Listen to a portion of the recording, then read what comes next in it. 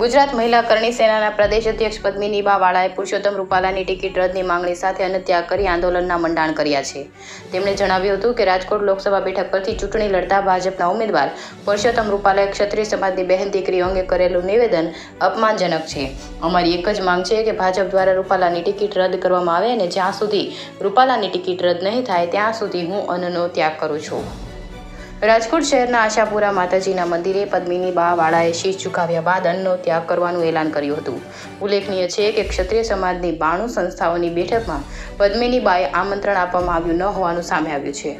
કરણી સેનાના પ્રદેશ મહિલા મોરચાના અધ્યક્ષ પદ્મિનીબા વાળા ક્ષત્રિય સમાજની 4 થી 5 મહિલાઓ સાથે આજે સવારે રાજકોટ શહેરના પેલેસ રોડ પર આવેલા આશાપુરા માતાજીના મંદિરે પહોંચ્યા હતા. જે બાદ તેમણે માતાજીના દર્શન કર્યા હતા. આ પછી તેને મીડિયા સાથેની વાતચીતમાં જણાવ્યું હતું કે પુરુષોત્તમ રૂપાલાએ ક્ષત્રિય સમાજ અંગે કરેલા નિવેદન બાદ સમાધાનની ખાનગી બેઠકમાં માફી માગી જે અમને ગ્રાહ્ય નથી. જેથી હવે જ્યાં સુધી રૂપાલાની ટિકિટ રદ કરવામાં નહીં આવે ત્યાં સુધી અન્નનો ત્યાગ કરી ઉગ્ર લડત ચાલુ રહેશે. જે બાદ ક્ષત્રિય સમાજની આ મહિલાઓ આશાપુરા માતાજીના મંદિરે બેસી ગયા હતા અને રામધૂન બોલાવી હતી. બાદમાં રૂપાલાની ટિકિટ રદ કરો તેવા નારા લગાવ્યા હતા. રૂપાલાએ ક્ષત્રિય સમાજ અંગે કરેલા નિવેદન બાદ રાજકોટ સહિત રાજ્યમાં ક્ષત્રિય સમાજમાં ઉગ્ર રોષ ફાટી નીકળ્યો હતો.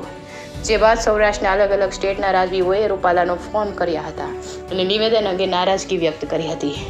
જે પછી રૂપાલાએ વિડીયો જાહેર કરી માફી માંગી હતી અને ગોંડલમાં જયરાજસિંહ જાડેજાની આગેવાનીમાં મળેલા સંમેલનમાં પણ રૂપાલાએ માફી માંગી હતી. જો કે તે બાદ પણ વિરોધ યથાવત છે. અમદાવાદ ખાતે ભાજપના આગેવાનો સાથે ક્ષત્રિય સમાજના આગેવાનોની બેઠકમાં પદ્મિનીબાએ આમંત્રણ નહોતું અપાયું, પરંતુ મીડિયાના અહેવાલો બાદ પદ્મિનીબાને આમંત્રણ અપાયું છે. પદ્મિનીબા વાળા બેઠકમાં ભાગ લેવા અમદાવાદ જવા રવાના થયા છે. જે બાદ પદ્મિનીબાએ કહ્યું કે અમારી માંગ તો રૂપાલાની ટિકિટ રદની જ રહેશે. અન્નનો ત્યાગ પણ યથાવત રહેશે.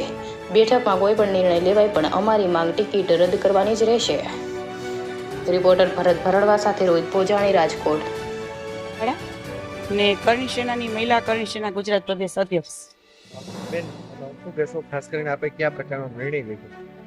જી, મેં નિર્ણય લીધો છે કે જ્યાં સુધી રૂપાલાભાઈની ટિકિટ રદ કરવામાં નહીં આવે તો આજથી હું અન્નનો ત્યાગ કરું છું અને એવી આશા રાખું છું અને આની પછી હું મોટો નિર્ણય લેવાની છું. તો આજથી હું અન્નનો ત્યાગ કરું છું. એક જ ત્યાગ કરો છો કે આપની સાથે કોઈ જેનો જોડાયા છે? ના, હું એક જ અત્યારે ત્યાગ કરું છું. આગામી સમયમાં આપના શું કાર્યક્રમો?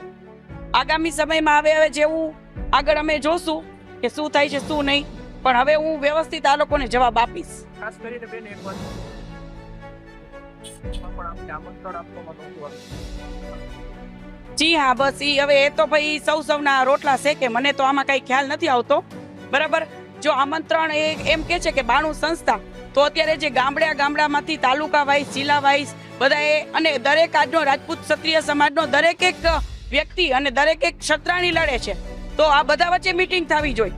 કોઈ 8 વ્યક્તિઓ વચ્ચે અને કોઈ 50 વ્યક્તિઓ વચ્ચે, તો એવું કઈ હોવું જ ન જોઈએ. બરાબર છે ને? સમાધાનનો તો એક નિર્ણય જ નથી લેવાનો. સમાધાન તો જોતું જ નથી. અમારે બસ એક જ આખા રાજપૂત ક્ષત્રિય સમાજની એક જ માંગ છે અને હંમેશા એ જ રહેશે કે રૂપાલાભાઈની ટિકિટ રદ થાય. બેન, શા માટે તમને આપવામાં ન થયું? આ પાછળ કિનાખોરી કોણે રાખી? એ તો હવે હું આશાપુરામાના મંદિરે આવી છું. ભગવાન જાણે, ઈ જાણે. આના પાછળ તો ઘણું બધું હોય, હું કઈ નહીં બોલી શકું. અમારા ક્ષત્રિય સમાજમાં ભાગલા પાડવા નથી માંગતી, પણ જે પણ હશે, હું જે નિર્ણય હું મારા ક્ષત્રિય સમાજ સાથે છું અને એ નિર્ણય ઉપર જે મેં કર્યો છે એની ઉપર હું અડીખમ રહીશ. મેડમ, ખાસ કરીને અંદરનો ત્યાગ આપણે કર્યો છે, તો ભાઈ છે કોઈ જગ્યાએ બેસતો કે આપના ઘરેથી જ આ રીતે આંદોલન? હું અત્યારે અહીંયા આશાપુરામાના મંદિરે જ બેસીશ.